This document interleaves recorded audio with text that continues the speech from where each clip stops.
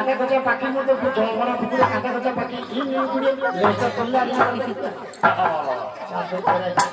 চাদর জড়াইতে গেলে ঢোলের তালে জড়াইতে হবে। এটা নয় গোছের বাবা আসে এসেছি। আপনি যদি গায়ের ভেতরে মানি মাস্টারে গান দেন 8,000 টাকা নেব, 8,000 টাকা আমি একটা নেবো।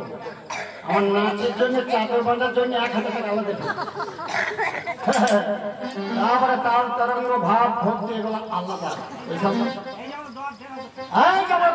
সন্দেহ করে আমি ও বেলাতে থাকি রেখে দিয়েছে। ওই মধ্যে সাধু বাবা যে কটা বন্ধু আছে সব কটা খেয়ে নেয়। হ্যাঁ বন্ধু বার করছে আমি সন্ধ্যা করছি সন্ধ্যা ঘোষের ছেলে এখানে ঘোষের তারপরে আমাদের কুটুম আছে তেমন তাই এখানে যেন ওই ঘোষ মশাই বন্ধু কথা খেয়ে আপনি আমাকে মাছ দেখিয়ে দেন আমি খেয়ে দেবেন 2 কেজি বন্ধু খায়। হ্যাঁ এক কুয়ারা শ্বশুরবাড়ি কুয়ারা ওর শাশুড়ি বলছে আমাকে বলছে মাস্টারমশাই আমি যে গানে নিয়ে দেন আমার জামাই পেট ভরে তো আমি বলি পেট ভরে বলে বসিয়ে বসিয়ে খাওয়াই আর বাড়িতে বউ মাকে বলি যে ভুড়ি বেরিয়ে পালাইছে 2 পিস করে উঠে দেবে। আচ্ছা তাহলে করিব কাজে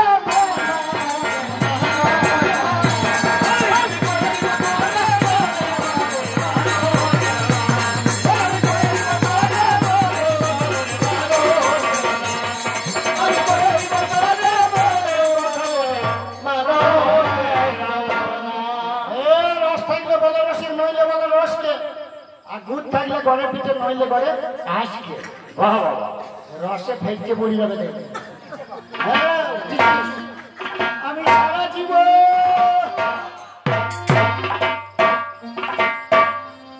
দেড় হাজার টাকা মিটিয়ে এলাম আমার এই বাজিয়ে। বহু কবি বাজিয়ে দেখেছে বাজিখানা দেখছেন নিজের হাতে তৈরি করা এবার ঢোল বাজিয়ে সেটি চোখে। আমি সারা আমি সারা জীবন আমি ঘুরে মনের মানুষ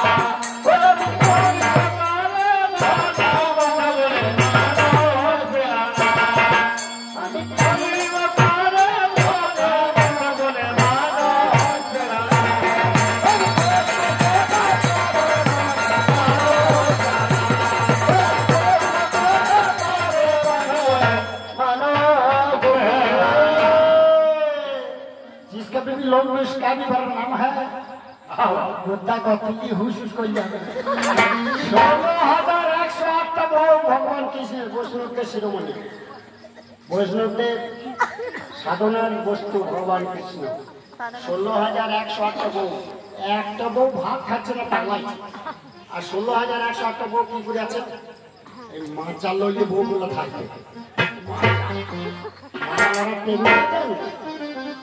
ভেবেছিলাম খাবো চিনি বলা আল্লাহ দ্বারা দিয়ে আমার আনন্দে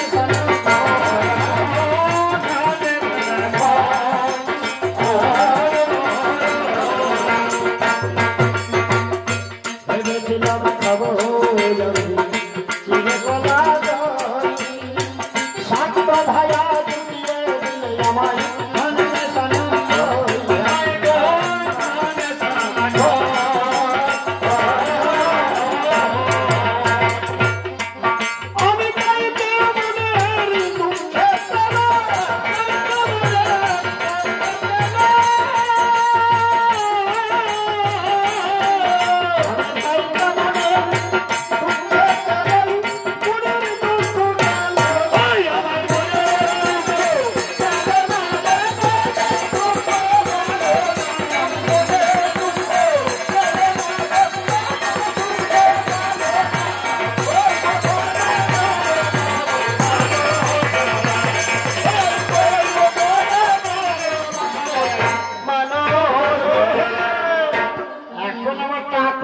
পা তো ভেঙে গিয়েছে, 63 বছর চলছে, এখনো দেখছেন রস বেরিয়ে পড়ছে। এখন আমার বউ সাবধানে রাখা আমাকে বলছে, গান করে বাড়ি চলে আসতে হবে, ভালো শুনতে না থাকবে না, মনে করছি যদি আবার কেউ গলায় মালা দিয়ে দেয়। আমার যখন 28 বছর 25 বছর বয়স ছিল তখন কি ছিলাম মাল বুঝতে পারছি তো। তাই বলছে পাথর কয়লা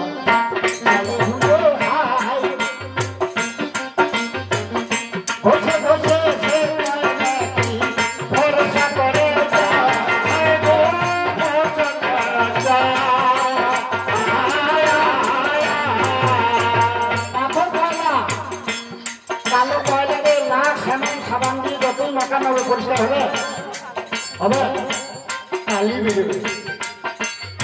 তো পাথর কয়লা তাকে যতই সাবান মারি এ মনের পরিবর্তন হবে না। পাথর কয়লা জলে ঘষে ঘষে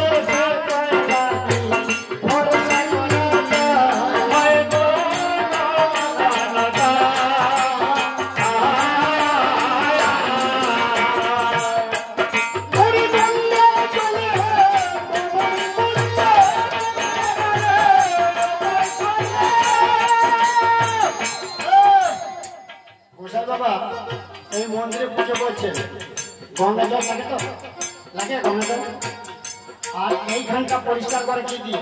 গোবর দিয়ে। তাহলে গোবর শুদ্ধ, গঙ্গা জল শুদ্ধ। আপনারা বাড়িতে গোবর দেন না, দুয়ারে উঠোনে গোবর দিয়ে পরিষ্কার করেন পুজো করার জন্য, তাহলে গঙ্গা জল শুদ্ধ, পুজো লাগে, আবার গোবর শুদ্ধ। তাহলে এর পরের দিন থেকে বলবেন কবিয়াল বলে গিয়েছে ঠাকুরমশাই দুটোই যখন শুদ্ধ তাহলে আপনার কোষাকুষি গঙ্গা জল খানিটা গোবর মিশিয়ে দেবো হবে। কোষাকুচিতে গোবর যদি গঙ্গা জলে মিশিয়ে দেয় তাহলে আচরণ প্রয়োজিত হবে, দুটোই শুদ্ধ।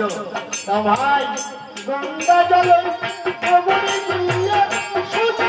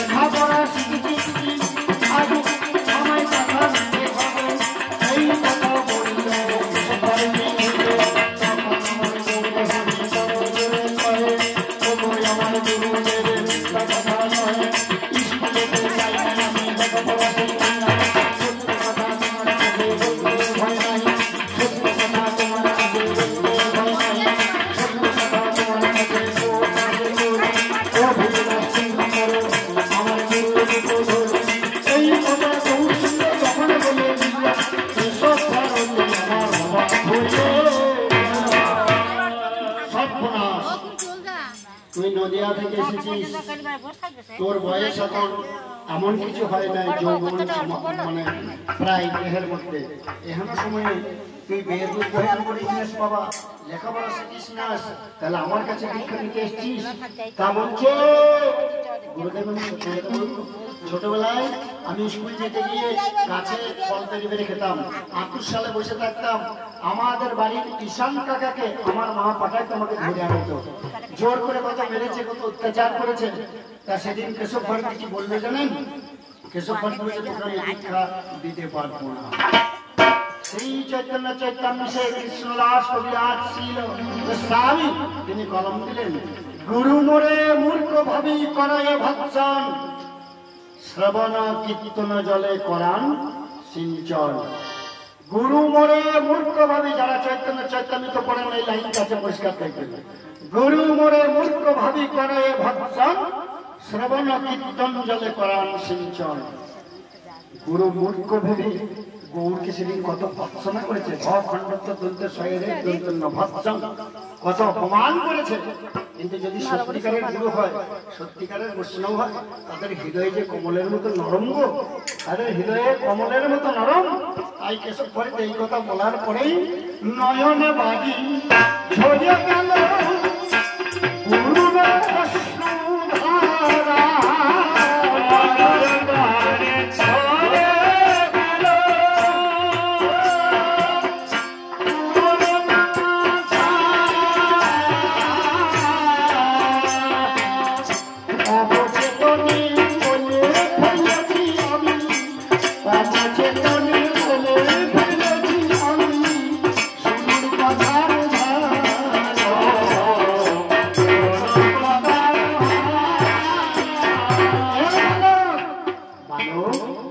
অবচেতন মনে করে আমি বলে বলেছি বাবা, সত্যিকারে যদি বৈষ্ণব হয়, সত্যিকারে যদি গুরু হয়, শিষ্য তার কাছে এসেছে বহু আশা করে সেই নবদ্বীপ থেকে কাটোয়া থেকে, আমি তোরে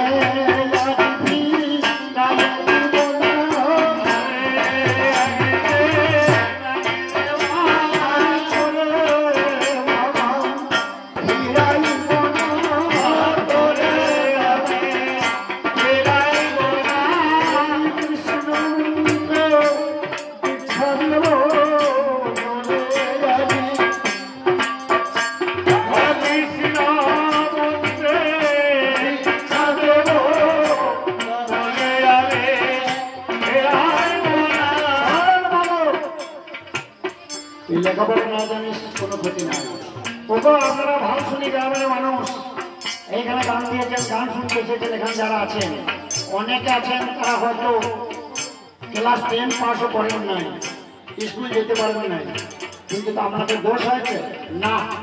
আমি শিখিয়ে দিচ্ছি বৈষ্ণব হয়ে, আপনারা লেখাপড়া জানার দরকার নাই, আপনাদের এমন কিছু আচার আচরণ দরকার নাই। আমি ভারতী গোসাইয়ের সোজা কথাটা আপনাদের কাছে বলে দেবো, সেই চৈতন্য চৈতন্যকে পরিষ্কার ব্যাখ্যা দেওয়া আছে। এই সংসার থেকে, এই ধান শুনতে থেকে, দুধের ছানার ব্যবসা করে, চাষ করে আপনার কৃষ্ণ ভজন হবে। কেমন করে হবে?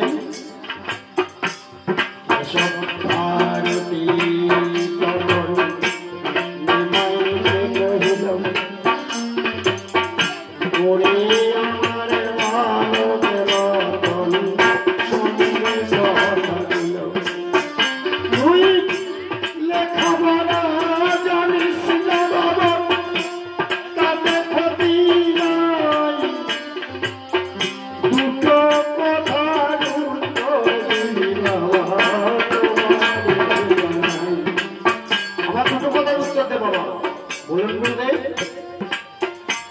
আমি যা বলতে পারবো সেটা শুনতে পারবি, এক নম্বর। তোর লেখাপড়া জানার দরকার নেই, আমি যা বলবো সেটা শুনতে পারবি। আপনারা এখানে যারা গান শুনছেন অনেকে লেখাপড়া জানেন না, কিন্তু আমার কথাগুলো শুনতে পাচ্ছেন না, বেশি শুনছেন। শাস্ত্রে নববিধা ভক্তির কথা বলা আছে,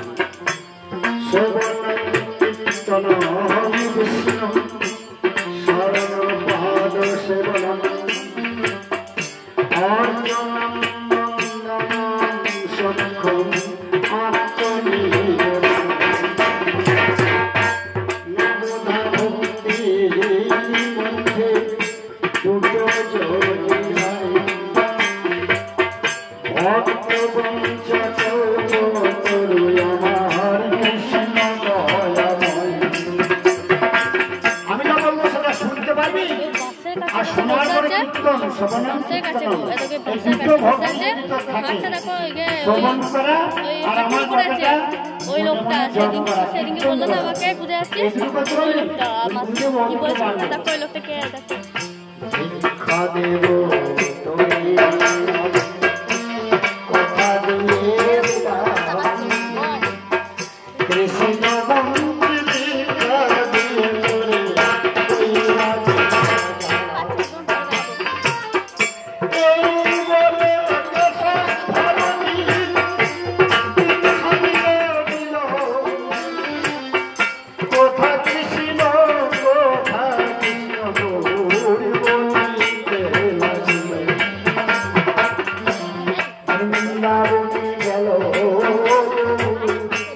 বিচার করা যায় প্রকাশানন্দ সরস্বতী বড় বৈষ্ণব হয় জানিবে 14 শাস্ত্র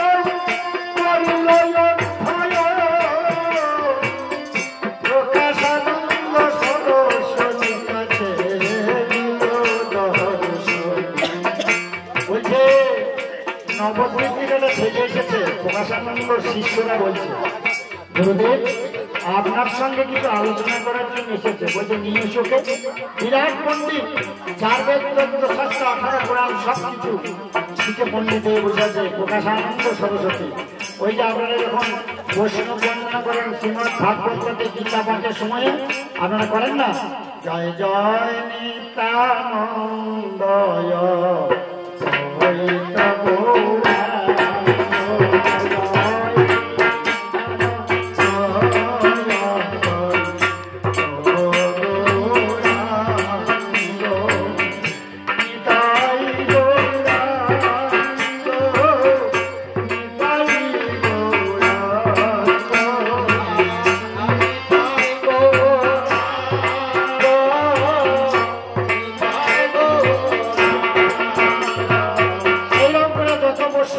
সব বর্ণনা হয় দেখবেন বর্ণনা করার পর শেষ কথাটা কি বলছে পাঠক দয়া করে দেব চরণারবিন্দ দয়া করে দেব চরণারবিন্দ ভজন সাধন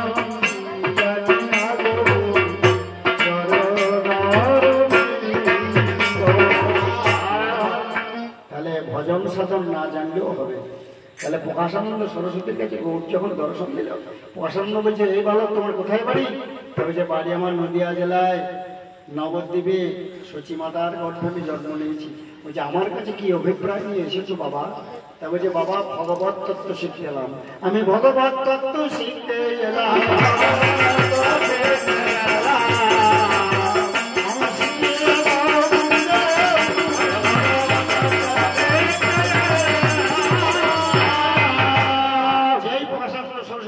বাবা ভগবত তত্ত্ব শিখতে গেলে দুটো জিনিস করতে হয় বেদ আর বেদান্ত পাঠ করতে হয় তুমি পড়েছো বলছে না আমি পড়ি নাই তখন বলছে তোমার দীক্ষা গুরুকে সন্ন্যাস দীক্ষা গুরু তা বলছে আমার মূল যে গুরু সেটা হচ্ছে ঈশ্বর গুরু আর আমার সন্ন্যাস দীক্ষা গুরু হচ্ছে কেশব ভারতী যা কেশব ভারতী কাকার কেশব ভারতী আমার ছিল তো পণ্ডিত প্রকাশানন্দ সরস্বতী অবাক হয়ে গেছে দিয়ে বলছে কেশব ভারতী তোমাকে দীক্ষা দেবে কি করে লেখাপড়া জানো না তখন এই কথাটা বললো গুরু মোড়ে মূর্খ ভাবি করে ভৎসন শ্রবণ কীর্তন জলে করানো সিঞ্চন অর্থাৎ আমাকে মূর্খ ভেবে অপমান করলো করে শ্রবণ আর কীর্তন জলে আমাকে স্নান করিয়ে দিল ওই যে আমি যা বলবো সেটা শুনবে আর মনে মনে আচরণে অভ্যাস করবে দেখবে কৃষ্ণ মিলে যাবে হৃদয় বৃন্দাবন তোমার আলোকিত হবে এবং কৃষ্ণের ধ্যান তুমি করতে পারবে তা বলছে বাবা আমি বুঝতে পারলাম বলো তুমি কি শিখতে যাও বলছে কিছু ভগবত তত্ত্ব আপনার কাছে শিখতে যাও এই বলে প্রকাশানন্দ কাছে দেব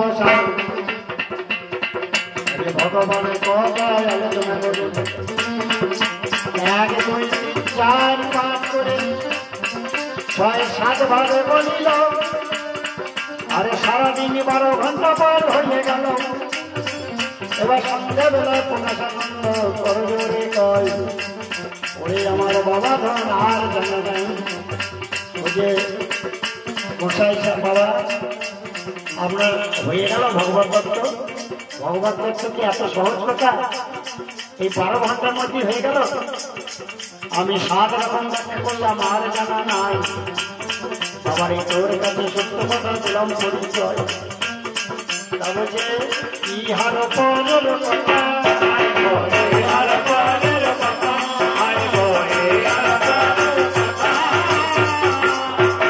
আগে করি আমি ভাবে জোড়া কাটা, করি আমি ভাবে জোড়া কাটা, করি আমি ভাবে জোড়া কাটা। বলছি ইহার পরের কথা। মহাপ্রভু বলছে যদি আপনি অনুমতি দেন আমি তাহলে বলি। তবে যে বল বাবা, 8, 9, 10, 11, 12, 13, 14 আরো 7 যোগ করে দিল। 4 বেদ 14 শাস্ত্র। সেদিন গৌর চতুর্দশ শাস্ত্র ব্যাখ্যা করলো ভগবত তত্ত্ব। পড়াশোনা অবাক হয়ে বলছে ওরে ভালো, ওরে ভালো, কোথা থেকে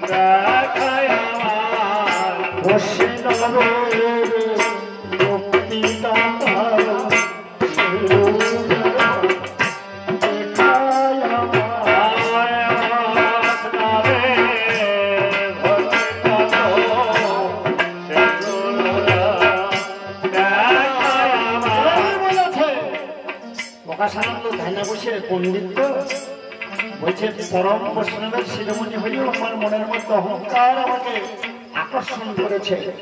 আমি বুঝতে পারছি তুই সাধারণ বাবা মানুষ। সেই রূপ একবার দেখা, সেই রূপ দেখা। হেন সময় সম্মুখে আবির্ভূত দেব নারায়ণ শঙ্খচক্র গণবাদ্য চতুর্ভুজ সম্মুখে আবির্ভূত অলকাতে লোকভাবে কুন্দ রূপের প্রভয় সেটা করে রূপেরই প্রসন্ন অবাক হয়ে যায়। বলো বলো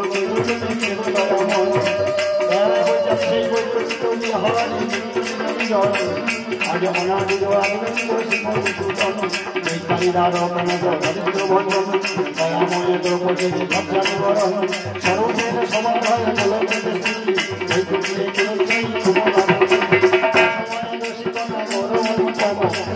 বিহারী হরি নবগণ শ্যাম সারগাম নামদয় শ্রীকৃষ্ণ সনাতন পরমেশ্বর যেই নাম শ্রীকৃষ্ণ ভগবিষ্যা করি নামের ভিতর আছেন আপনি সে হরি শতবার সুবর্ণ প্রতিকন্যা দান কথা বলা হয় কৃষ্ণ নামের সমান শুনো শুনো ভাই নাম সংকীর্তন সমনে হয় পরিবর্তন কৃষ্ণ নামে হরি নামে বর্ণিত চেতনা ভবে কৃষ্ণ দুঃখ হবে এই বলে পরম কৃষ্ণ বাবার অভাব হয়ে গেল। তাই বলছি করে হয় ভগবান সোজা কথা হয় সেই বস্ত্র সেই বস্ত্র তুই যদি নাই তোর কাছে সত্য কথা আমি চাই। এই কথাগুলো বাবাজিকে বলছি প্রকাশ করলে মাতা পিতা দেখে তাই বলছি স্যার তাদের গলাতে মালা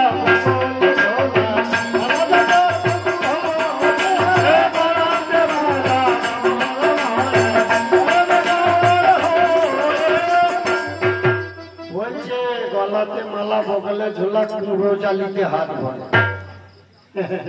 এই আঙুলটা বেরিয়ে থাকে সবগুলা ঝোলা ভরা থাকে বিপি বিপি করছে আর এইটা বেরিয়ে আছে বলছে গলাতে মালা